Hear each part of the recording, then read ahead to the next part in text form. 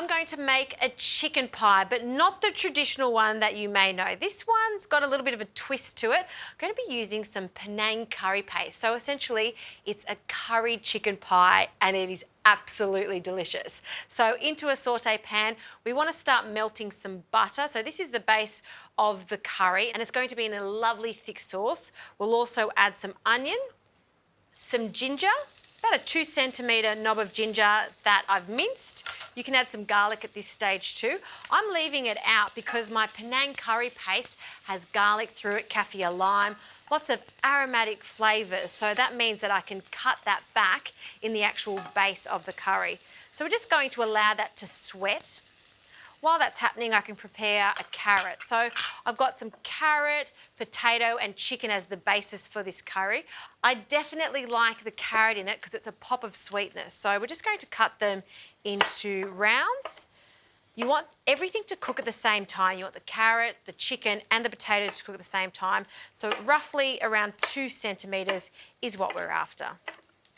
The onions are ready so we can add the Penang curry paste. We want about a tablespoon. This one is of medium heat and we just want to toast it off. And I love the smell of a curry paste when it's toasting in butter. It's just the best smell. Okay, that only needs just a few moments and we can add the flour. So in with the flour. It's quite a lot of flour, but we need a thick gravy for it to stand up in our pie. Like always, whenever we add flour at the base of a recipe, we need to cook it off. It's looking good. This is an interesting ingredient, some apple juice, and it's just going to give us another dimension, a little bit of sweetness, so cloudy apple juice. And because this is kind of like a bechamel, we're just adding little by little the liquid. It's going to thicken up, so don't pour it in straight away, just adding it in by thirds. And this is when I transfer over from a wooden spoon to a whisk. This will ensure we don't get any lumps whatsoever, and we can add the rest. To make this extra saucy, some chicken stock. So we'll pour some of that in. There's plenty. And to season the whole thing, instead of salt, I love the addition of some light soy sauce. Another stir. So we've got the salty component in there. We've got our gorgeous curry paste. Now just to balance the whole thing out, a little splash of vinegar. Great. This now needs to come to the boil and thicken up.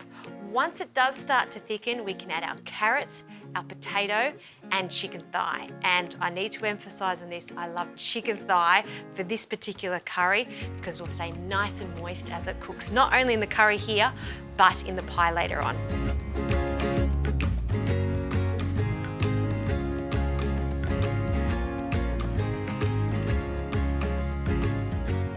Chicken curry is cooked and it's cooled down completely. I've actually put it in the fridge for a few hours. And in the meantime, I've blind baked my base of the pie. So it's just short crust pastry. It doesn't have to be perfect because we are placing some puff pastry on top. So into our pastry shell, we're going to add our chicken.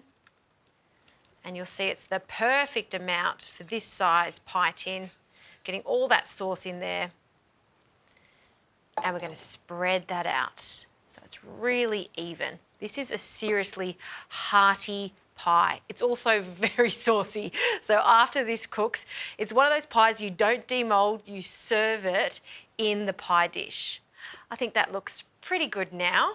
And just to glue the puff pastry on top, some egg wash, and I'm just going to brush that along the sides of my pie dish, just a small amount. Good. Puff pastry, store-bought, is completely fine. Butter puff pastry preferably. That goes on top. A little bit of baking paper, so we'll take that off. Oh, look at that. The final stages.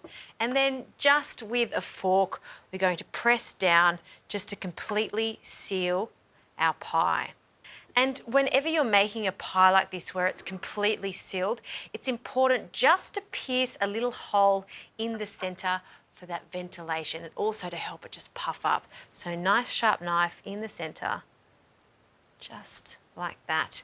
And we want this to be golden. So the egg wash, we're going to brush it and it can go into the oven. Now I've preheated my oven. You want it to be around 190, 200 degrees, so it's nice and hot. And this is going to cook for about 30 minutes. Everything's pretty cooked. All we're wanting is to cook the puff pastry on the top.